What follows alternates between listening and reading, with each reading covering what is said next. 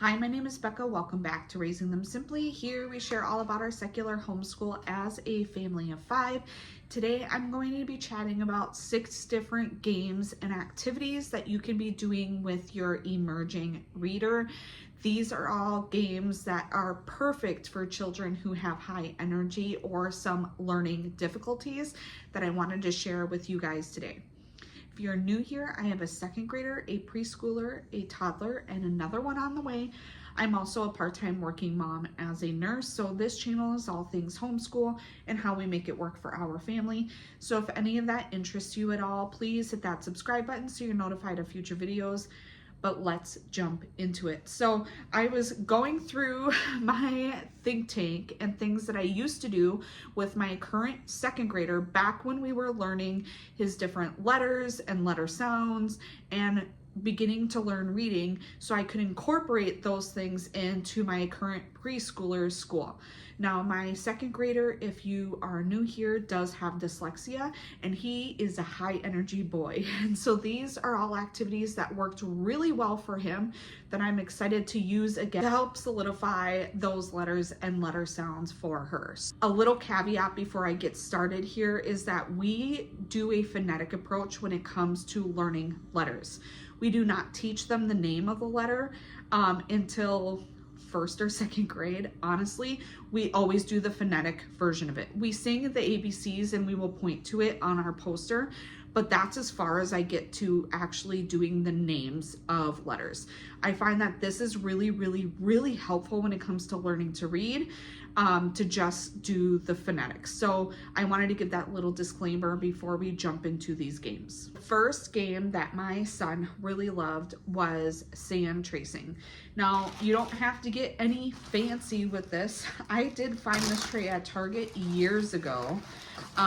If I find anything similar to anything that I'm talking about, I'll link them down below. But I just have this little bag full of sand, and then it came with all these flashcards that I laminated so I could reuse them, and this tray. So I would put sand in here and then put the letter here, and then they could trace it in the sand. It really helps kids, especially when they are not able to do proper pencil grip or anything yet because their hands are still developing, to use their finger to help them when it comes to those shapes and stuff. I know you can get sand flashcards as well too, as like a Montessori type thing. This one's works so much better for my kids because they're physically doing the work to create the letter, which really does help them in the long run when they get to the point of actually using a pencil. The second one is that we will take different flashcards and we will put them out on the floor and we will do different games with them. One of the games is I will put maybe 5 to 10. I don't want to do too many because I don't want it to be overwhelming. And I might say, go jump to the letter A. And then they will have to jump like a frog to get to the letter A, pick up the flashcard, and then bring it back to me. Maybe I'll say, growl like a bear or something. I'll give them some sort of action that they have to do to go and retrieve that flashcard, and they have to do it correctly. If they don't do it correctly, they have to put the flashcard back, and then they try again with a different sound. Another game that I'll do is I'll do a racing game. So I'll make them actually get into like a track runner's pose on the floor. And I'll say, when I say go get the flashcard with the K on it. And then they have to run as fast as they can, grab the flashcard and bring it back to me. These are really great, especially on rainy days or snowy days when you can't go outside and they have way too much energy, but you want to do something educational.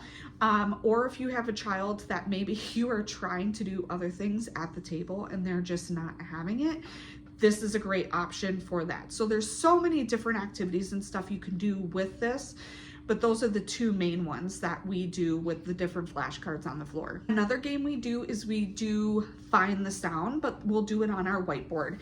Now, you don't need a big whiteboard on the wall like this.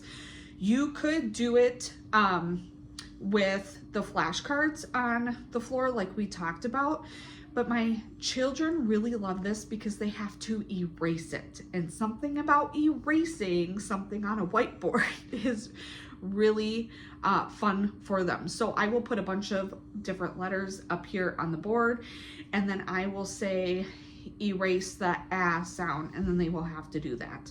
So it's very similar to the flashcards, but for whatever reason, because it's a whiteboard and they have to erase it, they just love that. The next game we do, especially in the spring and summer when it's nice and hot outside, is we do a chalk game. So I will do different letters or stuff like that on written in chalk on our driveway, and when I give them the sound, they have to spray it off with the hose. They just love this game. They go crazy for it. We've done this game also with sight words or new learning words, so this is an easy adaptable game.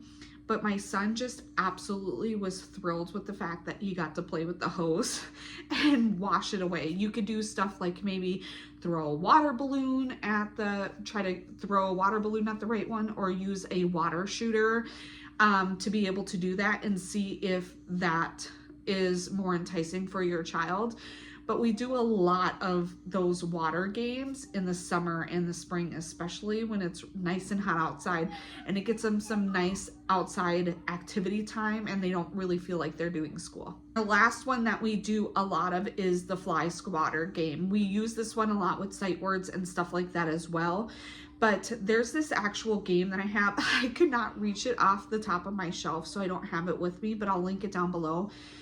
This one had a bunch of fly cards with different words on them, and we would put them on the table or tape them on the wall, and it came with fly swatters so that they had to actually swat the word like they were swatting a fly.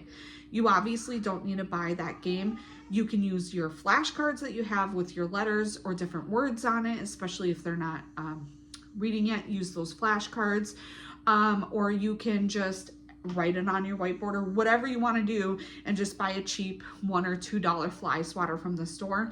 The kids have a blast with this game. So I'm very excited to incorporate this back into our school once baby gets here and we're slowly easing into school again.